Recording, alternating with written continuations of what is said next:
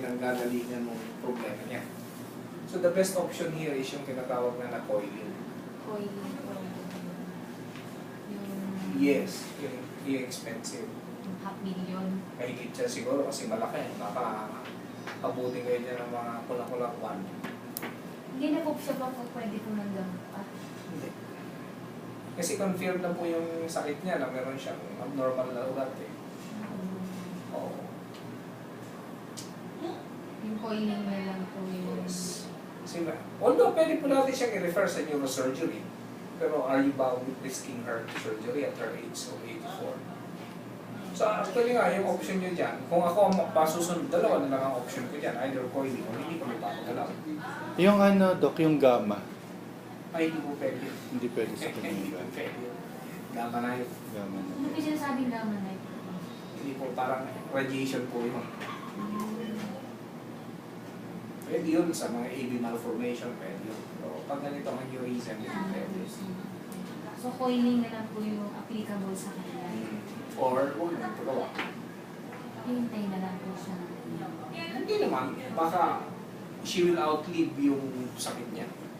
Di ba? Baka may awa Panginoon, hindi na pumutok yun. Sa ibig sabihin, ikakamatay na lang yung nanay na wala naman, hindi naman yung dahilan dahil sa matanda na siya. Di ba? 84 na si nanay. So, sabihin natin, sa loob ng 10 taon, hindi naman pumutok yun. O di, 94 na si nanay doon. Di ba? Yun lang naman yun eh. Yun ang option. Pangalawa nga is you do yung tinatawag na coiling. Yan na dyan sa Heart Center. Gusto nyo ipagawa natin. I-admit ko siya doon.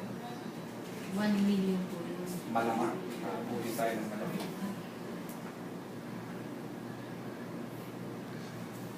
Usap ko yung magkakapatid. Usap ko na ng dog. Medyo mabigat. Mabigat talaga yan. Medyo mabigat talaga, 1 million yun eh. Kung kasi yung lugar na tinamaan yun, tinatawag na cover ng sinus. So mas mahirap po yun. Yung hindi siya masyadong accessible to surgery.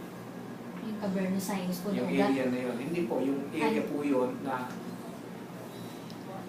yung ugat na yun, nandun kulumpol. Doon sila, hindi umbok, hindi. Doon English na lang, Dok. doon nagpo-conglomerate yung blood vessel, nerves, at saka yung sinus vessels. So yun, parang nandun sila naipon sa lugar na yun. Pulumpon. Ayun na ito, pulong po yun. But doon nagpo-conglomerate yung tinatawag na 3rd nerve, 4th nerve, 6th nerve, at saka 5th nerve. 4 na nerve yung andoon. Sama-sama sila. Magkakasama-sama, makakatabi yun, kaya mahirap. Andoon din yung tinatawag na internal carotid artery. Yun yung pinakamalaking ugat na nanggagaling sa puso, na nanggagaling sa leg, papunta sa utak. So main artery po yan. Yes, kasi doon nanggagaling yung kanyang abnormality. Yung aneurysm niya nanggagaling sa internal carotid artery.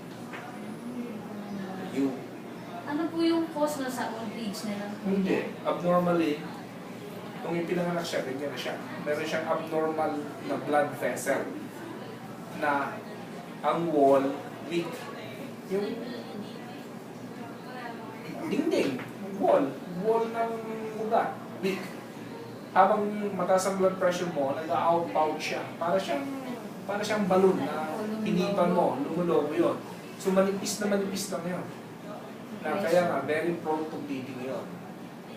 Kung palaging mataas ang blood pressure mo, malaki ang chance na pumutok yun. Kasi thin-walled siya. Yan ang fatal pag pumutok. Kasi ang manifestation na severe, very, very severe. Tapos ang pasyente, diretso yan. Either comatose or wala sa wisyo. Restless. Ano pong BP niya po ngayon? 130-90. So, nagbumuka na. Gusto ko pa nga, babakang pa yan eh. 130?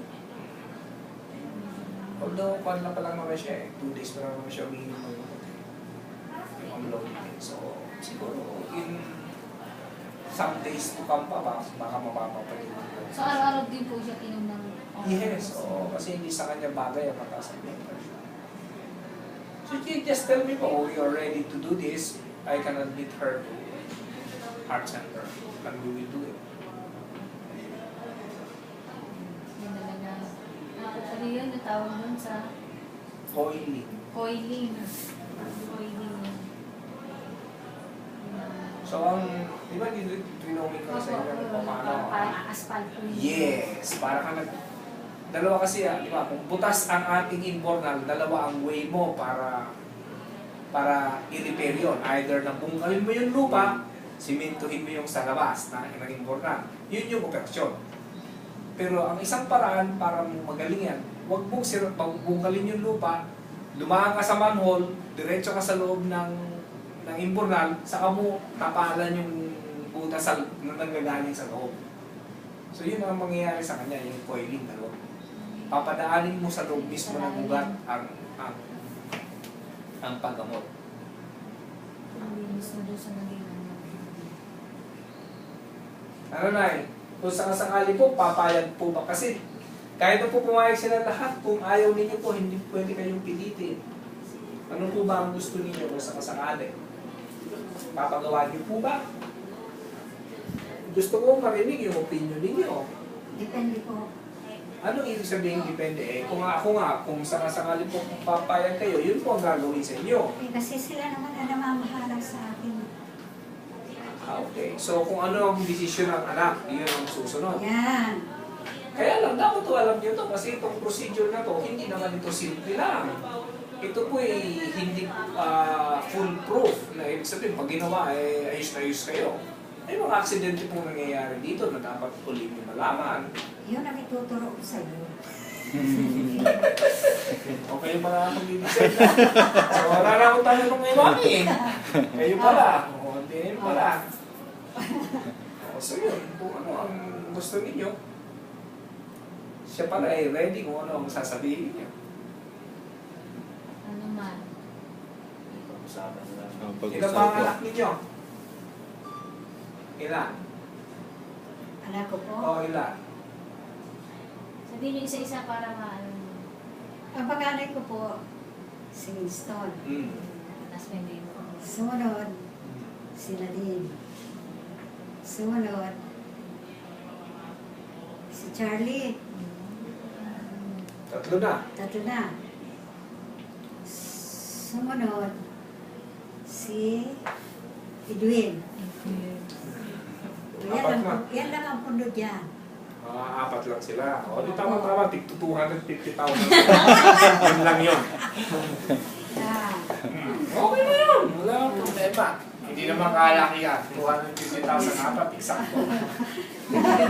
Gabi-gabi lumampa ka. Marami ba kami? Wala po eh.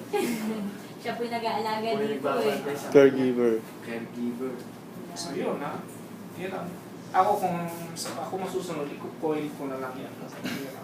Although siguro pwede rin siya sa surgery pero mas risky po yun. No? Risky po yun dahil bakit? Pag-anesthesia tayo dyan sa kanya. General anesthesia. Samantalang yung coiling, sedation lang yan. Pangalawa, pumusan siyempre ulo. Danger ng, of course, bleeding. Palagi pag pinusan niya. So yun po. Wala na parang gamot na ano dyan. Wala pong gamot siya. So siguro, ituloy lang yung amlodipine niya. Ito na natin ang para bumaba pa yung kanyang BP.